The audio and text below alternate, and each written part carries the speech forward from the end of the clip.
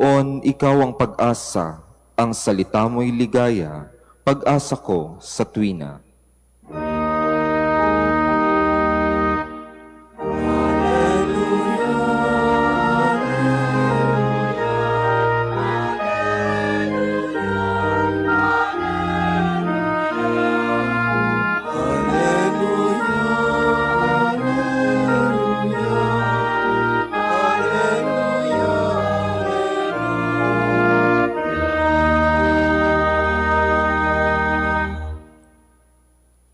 Sumainyo ang Panginoon. At sumaiyo rin. Ang mabuting balita ng Panginoon ayon kay San Mateo. Papuri sa iyo, Panginoon. Noong panahong iyon, matapos pakainin ang mga tao, agad pinasakay ni Jesus sa bangka ang kanyang mga alagad at pinauna sa kabilang ibayo. Samantalang pinauuwi niya ang mga tao. Pagkaalis sa mga ito, umahon siya sa burol upang manalangin. Nag-iisa siyang inabot doon ng gabi. Samantala, nasa laot na noon ang bangka at sinasalpok ng mga alon sapagkat pasalungat sa hangin. At nang madaling araw na'y sumunod sa kanila sa Jesus na naglalakad sa ibabaw ng tubig. Kinilabutan sa takot ang mga alagad nang makita nilang may lumalakad sa ibabaw ng tubig. Multo, sigaw nila. Ngunit agad siyang nagsalita at sinabi sa kanila, "Huwag kayong matakot, si Jesus ito." At nagsalita si Pedro, "Panginoon, kung talagang kayo iyan, paparianin ninyo ako sa ibabaw ng tubig." Sumagot siya, "Halika." Kaya't lumunsad si Pedro sa bangka at lumakad sa ibabaw ng tubig palapit kay Jesus. Ngunit nang mapansin niya ang hangin, siya'y natakot at nagsimulang lumubog. "Sagipin ninyo ako, Panginoon," sigaw niya. Agad siyang inabot ni Jesus. "Napakaliit ng iyong pananalig." Sabi niya kay Pedro, "Bakit ka nag-alinlangan?"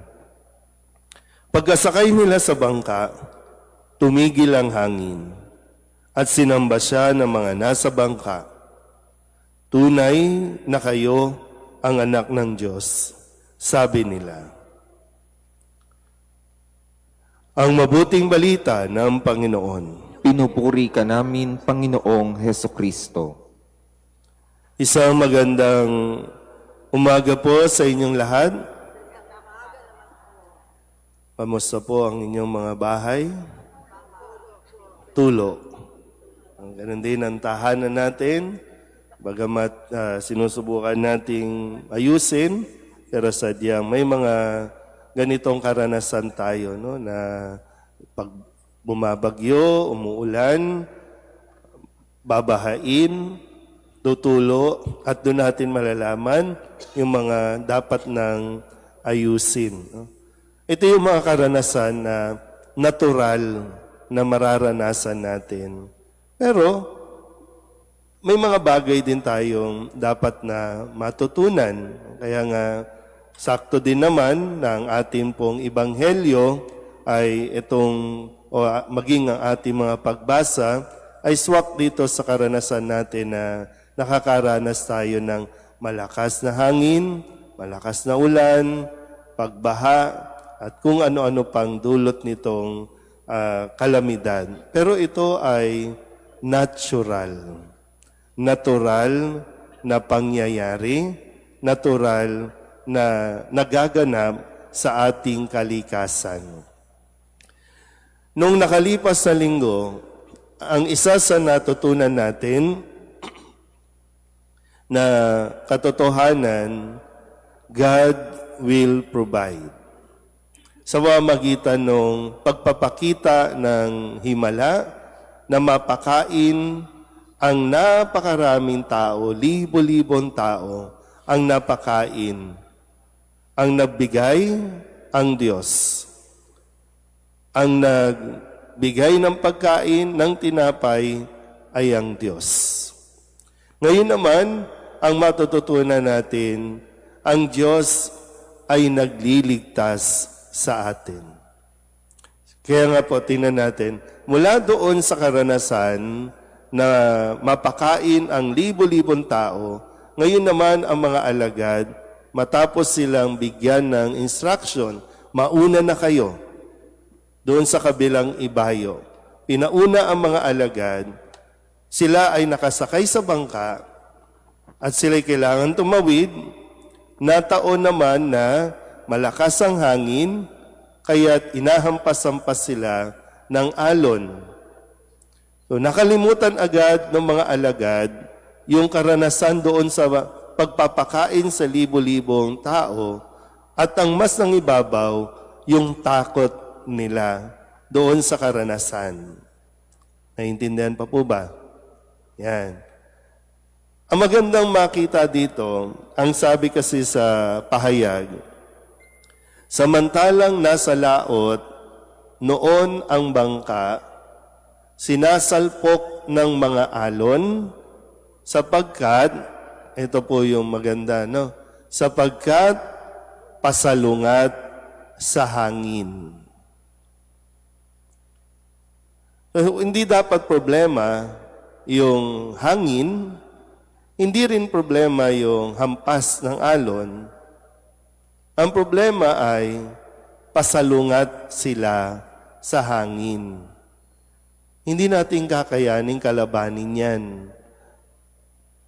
Kaya maganda sa unang bahagi, mapagnilayan natin, minsan may mga problema tayong nararanasan na pwedeng hayaan mo lang, dadaan din yan, lilipas din yan.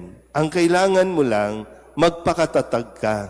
Kasi kung pangungunahan ka ng takot, matataranta ka, lalong magkakaproblema. Kaya nga, kapag may bagyo, anong kailangan natin? Kumalma. Kung may problema at hindi mo pa naiintindihan, hindi mo pa naunawaan, kumalma ka.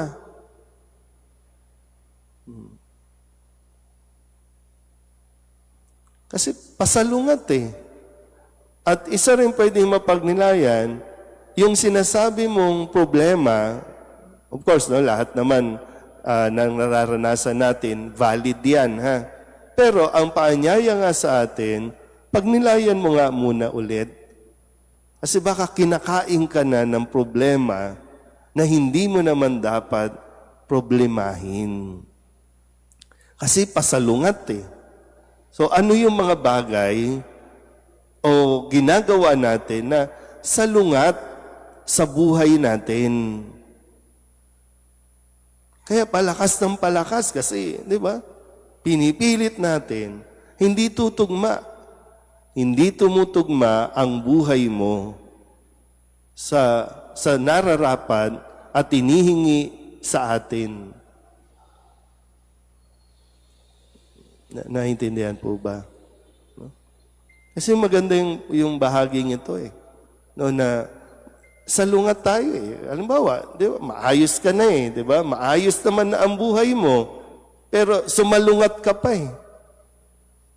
May trabaho ka na. Dati wala kang trabaho. Dati talagang gutom. Pero nung binigyan ka ng biyaya, anong ginawa? Ngayon, nagbisyo, nagsugal, sumalungat eh. May asawa na, pero, di ba, sumasalungat pa eh. Kaya tayo nagkakaproblema ng matindi.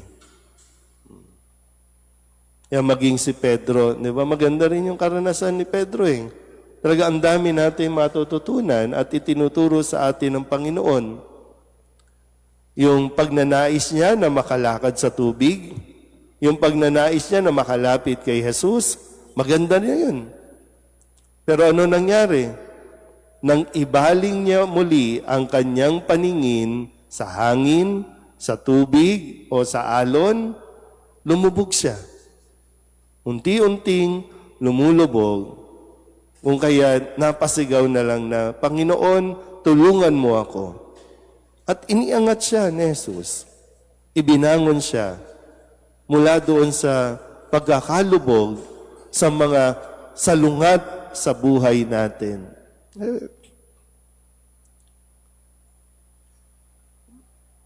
Kaya kung sabi ko kanina, no, nung nakalipas na linggo, ang Diyos ang nagbibigay sa atin ng kailangan natin.